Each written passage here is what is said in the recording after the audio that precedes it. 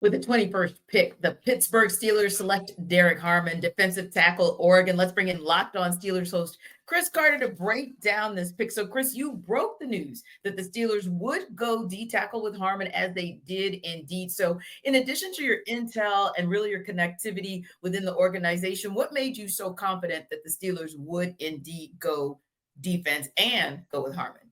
Well, it was particularly defensive tackle because it was a huge need. You look at that playoff loss to the Ravens. It wasn't just Lamar Jackson and Derrick Henry beating. It was Tyler Linderbaum. It was that Ravens interior offensive line that outside of Cam Heyward, they were just moving guys off the ball. Guys like Larry Ogunjobi, Keanu Benton, they couldn't plug in the nose. They couldn't be a force in the middle, and that led to big problems. So the Steelers needed help in the middle part of the defense. You also look at their pre-draft visitors. They brought in 8 defensive tackles, 9 running backs, but the out of the 8 defensive tackles, about 3 of those guys I slotted as potential first round guys.